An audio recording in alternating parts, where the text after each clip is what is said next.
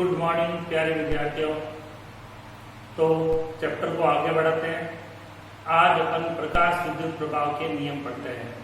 जो अपन ने प्रायोगिक अध्ययन पढ़ा था उसी के आधार पे कुछ नियम है जिनको पढ़ते हैं अपन। प्रकाश विद्युत प्रभाव के नियम, लिनार्ड के नियम, इनको लिनार्ड के नियम भी कहते हैं। प्रकाश विद्युत प्रभाव के नियम या लिनार्ड के नियम। तो दो वैज्ञानिक हुए थे, वैज्ञानिक लिनार्ड और मिलिकन। इन दोनों ने क्या किया था, जो प्रायोगिक अध्ययन हुआ था प्रकाश विद्युत प्रभाव के लिए, जो प्रायोगिक अध्ययन किया गया था, उससे जो परिणाम प्राप्त हुए उनको इस तरह से परिणामों को शामिल किया, एक साथ में संकलित किया, जिनको अपन उन परिणामों को क्या कहते हैं, प्रकाश विद्युत प्रभाव के नियम कहते हैं। जो प्रायोगिक अध्ययन से जो परिणाम मिले उन परिणामों को ही प्रकाश विद्युत प्रभाव के नियम कहते हैं। तो इसको अपन इस तरह से लिख सकते हैं, वैज्ञानिक लिनार्ड तथा मिलिकन में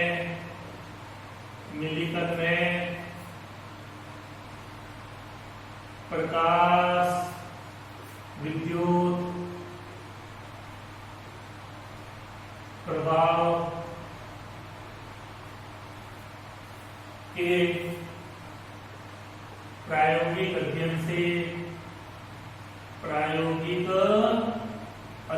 से निम्न परिणाम प्राप्त किए, जिन्हें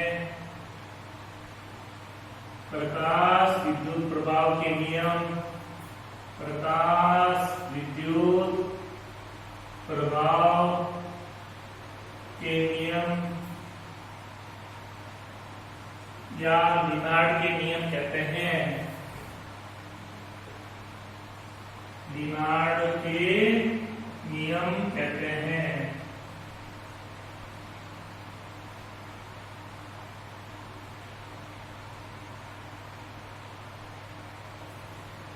पहला नियम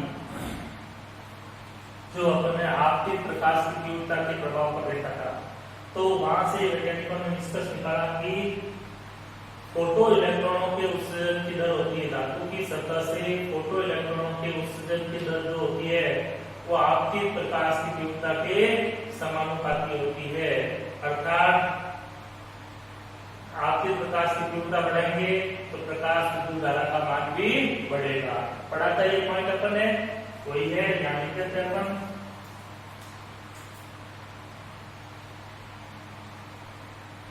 धातु की सतह से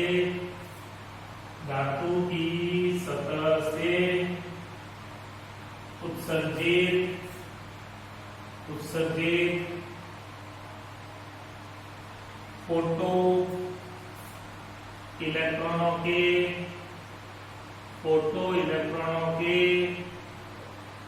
उत्सर्जन की दर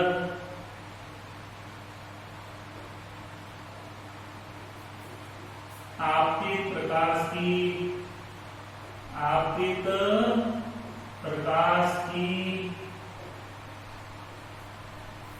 तीव्रता के समानुपाती होती है, और ये अपन डिस्कस कर चुके हैं। अर्थात आपतित प्रकाश की तीव्रता बढ़ाने पर आपतित प्रकाश की तीव्रता बढ़ाने पर प्रकाश विद्युत धारा का मान प्रकाश विद्युत धारा का मान बढ़ता है।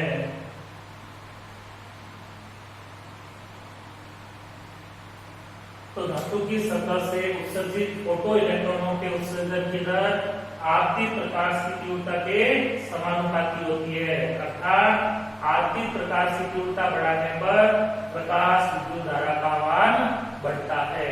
ये पहला नियम समझ में आ गया, ये अपन पढ़ भी चुके हैं, डिटेल में कर भी चुके हैं। कोई समस्या इसमें? यदि तीव्रता बढ़ाएंगे तो इलेक्ट्रॉन प्रति सेकंड उत्सर्जित होने वाले इलेक्ट्रॉनों की संख्या बढ़ेगी, और इलेक्ट्रॉनों की संख्या बढ़ेगी तो प्रकाश विद्युत धारा भी बढ़ेगी। कोई प्रॉब्लम? दूसरा नियम,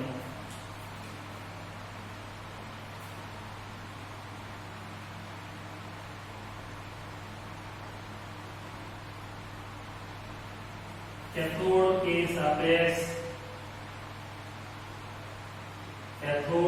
सापेक्ष एनोड को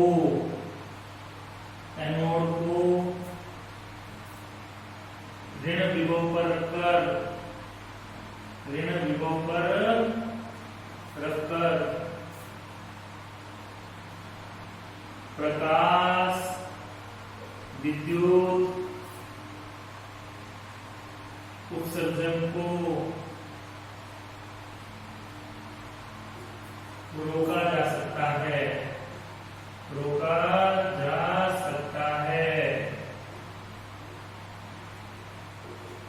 अगर आप कैथोड के सापेक्ष एनोड को ऋण विभव पे ले सकते हैं। ये भी अपन देखा था विभवांतर में कि कैथोड के सापेक्ष एनोड को ऋण विभव पे ले जाएंगे तो प्रकाश विद्युत धारा का प्रवाह रुक जाता है।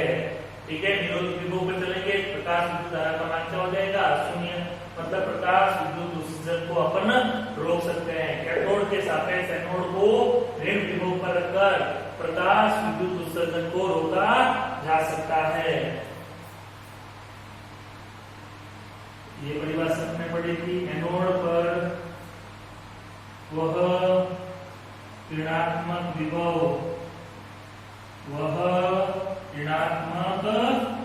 विभव जिस पर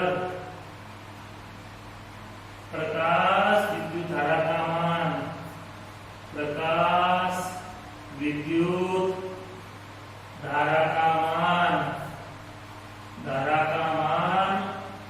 शून्य हो जाता है,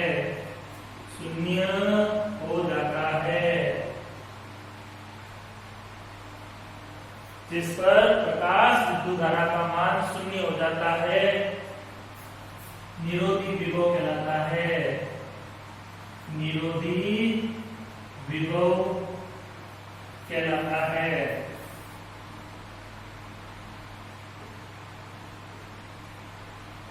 निरोधी विभव कहलाता है। पढ़ा आपने ये परिभाषा। एनोड पर वह ऋणात्मक विभव जिस पर प्रकाश विद्युत धारा का मान शून्य हो जाता है, निरोधी विभव कहलाता है। तो कैथोड के सापेक्ष एनोड के ऋण विभव पर एनोड को अपन ऋण विभव पर रखते हैं और ऋण विभव पर मान को बढ़ाते हैं तो प्रकाश विद्युत धारा का मान शून्य हो जाता है। मतलब प्रकाश विद्युत उत्सर्जन को रोक सकते हैं, इलेक्ट्रॉनों के उत्सर्जन को रोका जा सकता है। निरोधी विभव तथा उत्सर्जित फोटो इलेक्ट्रॉनों, प्रकाशित इलेक्ट्रॉनों,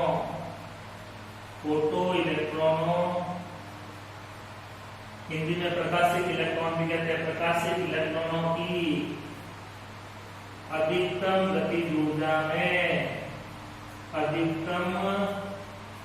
गतिज ऊर्जा में निम्न संबंध होता है।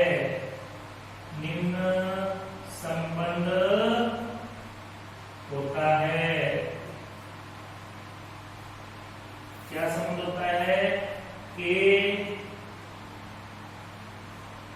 मैक्सिमम बराबर EV नॉट किया था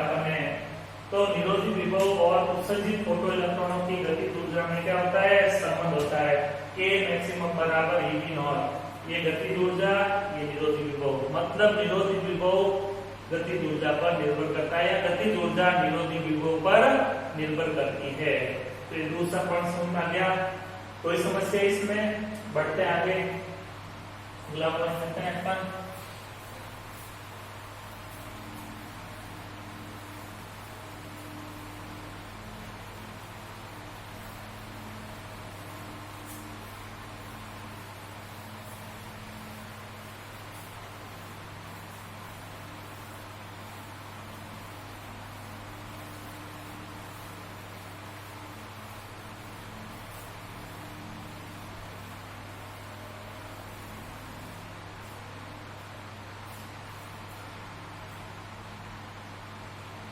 तीसरा पॉइंट लेते हैं।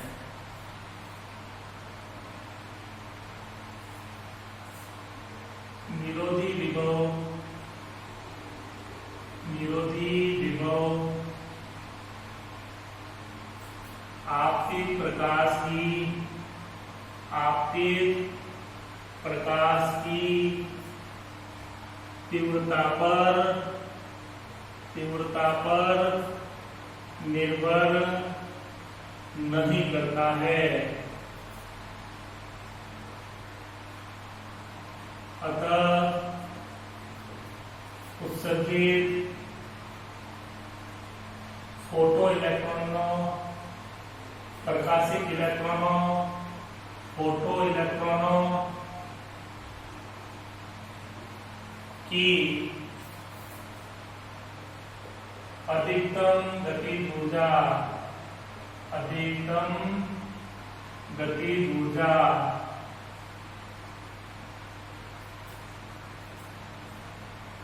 आपतित प्रकाश की तीव्रता पर, आपतित प्रकाश की तीव्रता पर निर्भर नहीं करती है।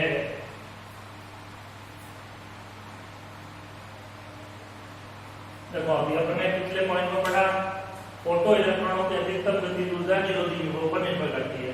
अब निरोधी विभव आपतित प्रकाश की तीव्रता पर निर्भर नहीं करता है। निरोधी विभव आपतित प्रकाश की तीव्रता पर निर्भर नहीं करता है।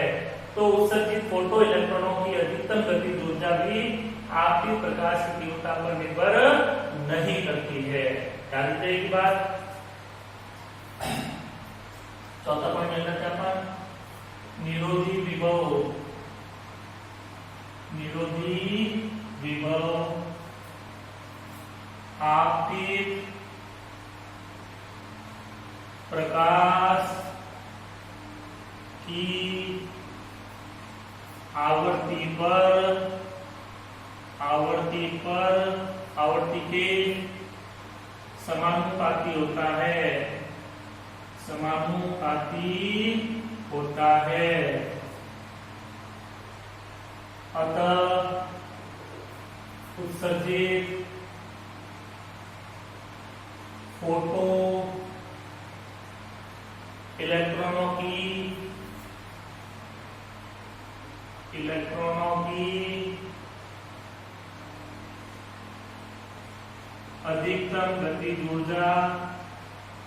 अधिकतम गतिज ऊर्जा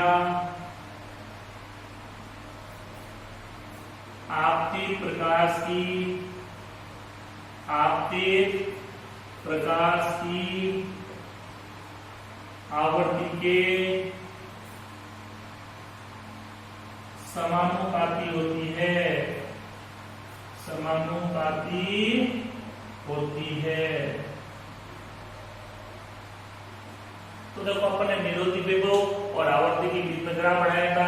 कैसा ग्राफ बनाया था? समानुपाती ग्राफ। अब निरोधी विभव आवर्ती के समानुपाती होता है और अधिकतम गतिज ऊर्जा जो होती है वो निरोधी विभव के समानुपाती होती है, मतलब गतिज ऊर्जा आवर्ती के भी समानुपाती होती है।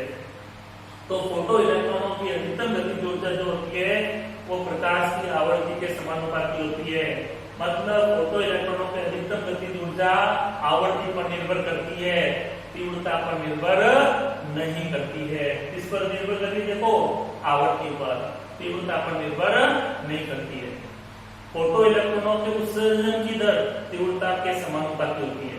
फोटो इलेक्ट्रॉनों की अधिकतम गतिज ऊर्जा आवर्ती पर निर्भर करती है, तीव्रता पर निर्भर नहीं करती। इन दोनों पॉइंटों का निष्कर्ष ये निकला कि फोटो इलेक्ट्रॉनों की अधिकतम गतिज ऊर्जा जो होती है, फोटो इलेक्ट्रॉनों की अधिकतम गतिज ऊर्जा आपतित प्रकाश की आवृत्ति के ऊपर निर्भर करती है, तीव्रता पर निर्भर नहीं करती है। क्लियर? नेक्स्ट चलते हैं फिफ्थ पॉइंट में।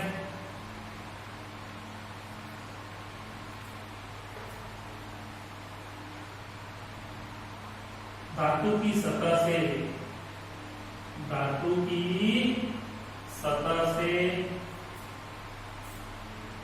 फोटो इलेक्ट्रॉनों का उत्सर्जन, फोटो इलेक्ट्रॉनों का उत्सर्जन दहली आवृत्ति या इससे अधिक आवृत्ति पर ही, इससे अधिक आवृत्ति पर ही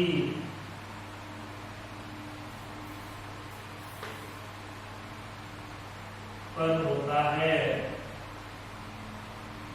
धातु की सतह से फोटो इलेक्ट्रॉनों का उत्सर्जन दहली आवृत्ति या दहली आवृत्ति से अधिक आवृत्ति पर होगा, ये भी अपन पढ़ चुके हैं। दहली आवृत्ति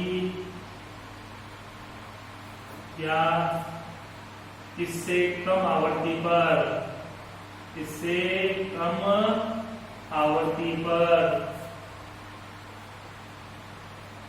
आपतित प्रकाश की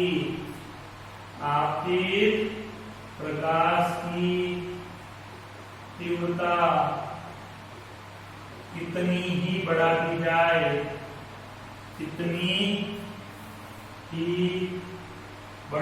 जाए, लेकिन धातु की सतह से फोटो इलेक्ट्रॉनों का उत्सर्जन नहीं होता है, फोटो इलेक्ट्रॉनों का उत्सर्जन नहीं होता है।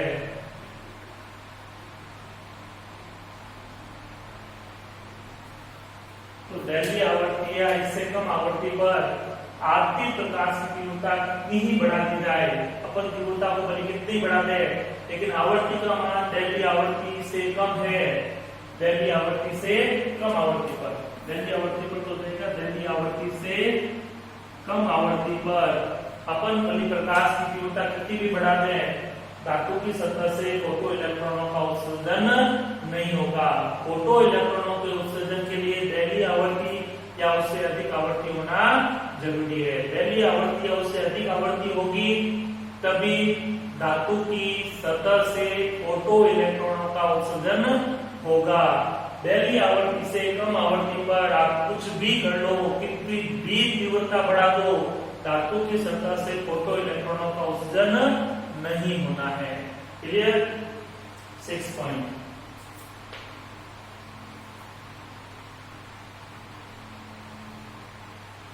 प्रकाश के धातु की सतह पर गिरने, धातु की सतह पर गिरने तथा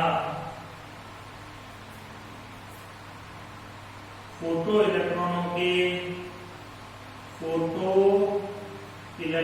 के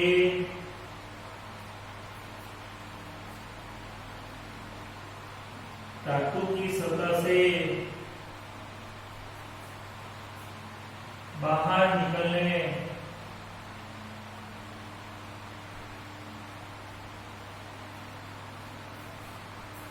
की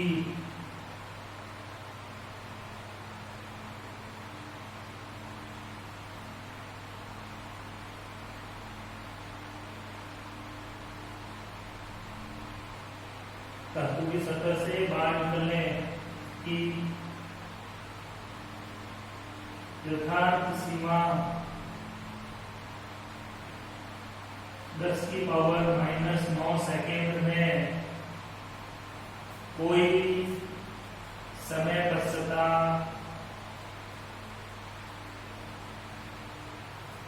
नहीं होती है।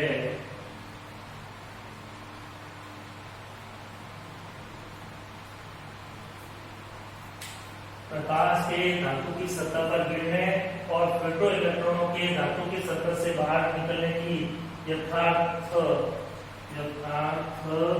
सीमा 10 की पावर -9 सेकेंड में कोई समय पश्चता नहीं होती है।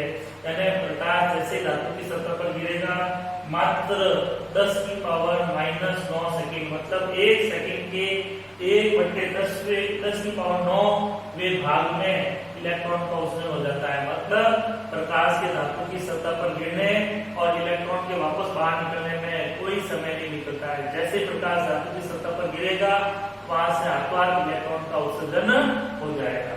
तो ये थे प्रकाश विद्युत प्रभाव के नियम। तो सवाल बनता है प्रकाश विद्युत प्रभाव के नियम लिखिए। तो ये नियम लिखने हैं, हालांकि क्वेश्चन आने का चांस कम है, फिर भी कभी कभार ये आपसे पूछा जा सकता है। और सारे नियमों को अच्छे याद रखिए, आगे काम आएंगे। ठीक है, ये थ्योरी का चैप्टर है, थोड़ा सा अच्छे से याद करो। ये इसका फर्स्ट पोर्शन थ्योरी पोर्शन है। सेकंड पोर्शन में अपन चलेंगे तो काफी मैथमेटिकल चीजें आ जाएगी। अब ये फर्स्ट पोर्शन आपके एंड की तरफ है, तो इसको अच्छे से तैयार कीजिएगा। Clear? Good day, thank you.